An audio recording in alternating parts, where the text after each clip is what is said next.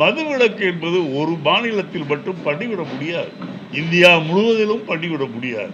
ஏனென்றால் மதுவிலக்கு, முழுமையான மதுவிலக்கு என்பது இந்தியாவில் எப்போதும் இருந்தது கிடையாது.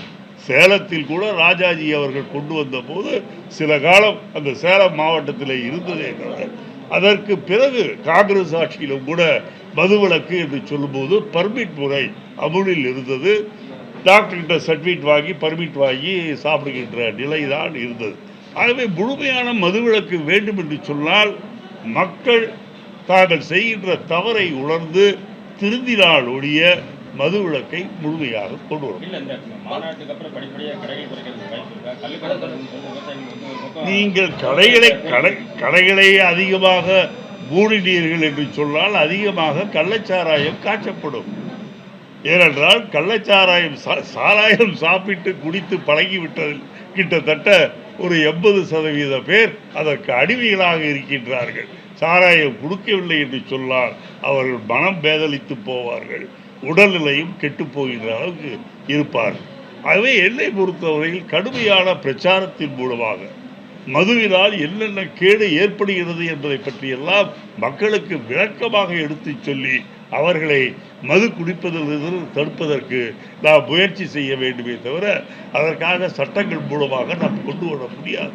குஜராத்திலே மதுவிலக்கு என்று சொல்கின்றார்கள், பீகாரிலே மதுவிலக்கு என்று சொல்கின்றார்கள். ஆனால் அங்கே சாராயம் ஆறு போல குஜராத்திலே ஓடிக்கொண்டிருக்கின்றது. முன்பாது கடைகளிலே விற்கப்பட்ட சாராயம் என்பது குஜராத்திலே இப்போது தெருக்கு தெரு, வீட்டுக்கு வீடு விற்கப்பட்டு வருகின்றது.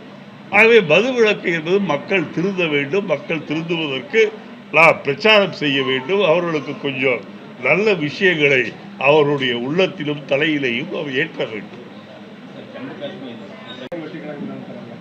எனக்கு விஜயை பொறுத்தவரையில் என்னுடைய அன்பு சகோதரனாக, என்னுடைய மகனாக நான் அவரை பார்க்கின்றேன். அவருக்கு நான் சொல்ல விரும்புவதெல்லாம், நீங்கள் இப்போது எல்லோருடைய வீட்டு பிள்ளையாக இருக்கின்றீர்கள். எல்லா மதத்தை சார்ந்தவர்களும், எல்லா ஜாதியை சார்ந்தவர்களும், எல்லா மொழி பேசுகின்றவர்களும் உங்களை அவருடைய வீட்டு பிள்ளையாக நினைத்துக் கொண்டிருக்கின்ற இந்த வேளையில் நீங்கள் போய் உங்களை சுற்றி ஒரு சின்ன வட்டத்தை போட்டுக்கொண்டு அதில் நான் இருப்பேன் என்று சொன்னால் யார் அதை ஏற்றுக்கொள்வார்? முதலில் எதற்காக கட்சி ஆரம்பிக்கின்றார்? ஒரு கொள்கையை வைத்து கட்சியை ஆரம்பித்ததாக உலக வரலாறு. எந்த கட்சியை வேண்டுமானாலும் எடுத்துக்கொள்ளும். கம்யூனிஸ்ட் கட்சியை எடுத்துக்கொண்டீர்கள் என்றால் ரஷ்யாவில் ஆரம்பிக்கும் போதே சமதர்மம், ராஜாவும் சரி குடிமகனும் சரி, இருவரும் சரி, இருவருக்கும் வேறுபாடு கிடையாது, பொருளாதார வேறுபாடும் கிடையாது என்பதுதான் கம்யூனிசம். அதை வைத்துதான் ரஷ்யாவிலே கம்யூனிசம் ஆரம்பிக்கப்பட்டது. அதை வைத்துதான் இங்கே பெரியார் அவர்களும் நம்முடைய சிங்காரவெல்லாம் ஒரு கம்யூனிஸ்ட் தலைவர் சிங்காரவேலு, ஜீவானந்தம் போன்றவர்களெல்லாம் ஆரம்பித்தார். காங்கிரஸ் பேரியக்கம் ஏன் ஆரம்பிக்கப்பட்டது என்று சொன்னால், இந்திய நாட்டு மக்களுக்கு சுதந்திரம் வேண்டும் என்ற அந்த உள்ளத கொள்கையோடு ஆரம்பிக்கப்பட்ட கட்சி இன்றைக்கு அந்த சுதந்திரத்தை வாங்கியதோடு மட்டுமல்ல, இன்றைக்கு தொடர்ந்து இந்த நாடு வளமையாக உலக வல்லரசுகளில் முதன்மையான வல்லரசாக வர வேண்டும் என்ற கொள்கையில் பாடுபட்டு கொண்டு வரும். அதே போல் திராவிட முன்னேற்ற கழகத்தையும் திராவிட இயக்கங்களையும் எடுத்துக்கொண்டீர்கள் என்றால் தமிழ் மொழி வாழ வேண்டும், தமிழ்நாடு மிகப்பெரிய அளவிலே வளர்ச்சி பெற வேண்டும் என்பதற்காக ஆரம்பிக்கப்பட்ட இயக்கங்கள் தான் திராவிட இயக்கங்கள். ஹிந்தி திணிப்பு கூடாது என்பதற்காக ஆரம்பிக்கப்பட்ட கழகங்கள். இப்படி ஒவ்வொரு கட்சிக்கும் ஏன் அந்த கட்சி ஆரம்பிக்கப்பட்டது என்பதற்கு ஒரு மூல கருத்து இருக்கின்றது, ஒரு கருத்து இருக்கின்றது. ஆனால் இவருக்கு என்ன கருத்து என்று அவருக்கும் புரியவில்லை. ஏன் எம்ஜிஆர் கூட அண்ணாயிசம் என்று சொல்லிதான் கட்சியை ஆரம்பித்தார். ஒருவேளை அவருக்கு புரிந்ததோ இல்லையோ, நமக்கு அது புரியவில்லை என்று சொன்னாலும் கூட அண்ணாயிசத்தை சொல்கின்றாரே, நாமும் ஏற்றுக்கொண்டோம். நீங்கள் எதை வைத்து ஆரம்பிக்க போகின்றீர்கள்? கொடியை அறிவித்திருக்கின்றீர்கள். அந்த கொடியை எதை சிம்பாலைசஸ், அது எதை காட்டுகிறது?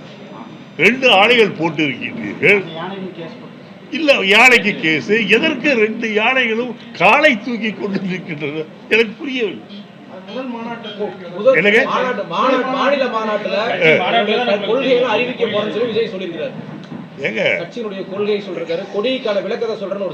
நீங்க புள்ளி போட்டுதாங்க கோலம் போடுவீங்க. கோலத்தை போட்டு புள்ளியை தேடுவீங்களா? எனக்கு ஒன்று ஒரு கொள்கைக்காக தான் கட்சி ஆரம்பிக்கப்பட வேண்டுமே தவிர கட்சியை ஆரம்பித்து இல்லாட்டி சொல்லிட்டு போங்க, எனக்கு பதவி ஆசை, நான் எம்எல்ஏ வரணும், எம்பியாக வரணும், மக்கள் ஏமாந்தால் முதலமைச்சராக வரணும், அதுதான் என்னுடைய ஆசை சொல்லிட்டு வாங்கல. இதை தவிர வேறு கொள்கை இல்லாத மனதளவில்லாத ஒரு கொள்கை இல்லையே. என்ன கொள்கை இருக்கிறது? யாராவது தெரிஞ்சா சொல்லுங்க.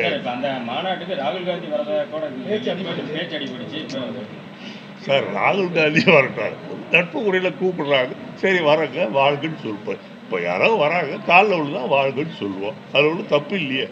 வாழ்கன்னு சொல்லும் போது இல்லை அவங்க செய்யற தப்பான காரியத்துக்கெல்லாம் நம்ம உடனே அர்த்தமான கிடையாது. பாதகம் செய்பவரை கண்டால் நாம் பயங்கொள்ளலாகாது பாப்பா, மோதி மிதித்து விடு பாப்பா, அவர் முகத்தில் உமிழ்ந்து விடு பாப்பா. அண்மை செய்திகளை உடனுக்குடன் தெரிந்து கொள்ள இணைந்திருங்கள் இயம்நாடு தொலைக்காட்சியுடன்.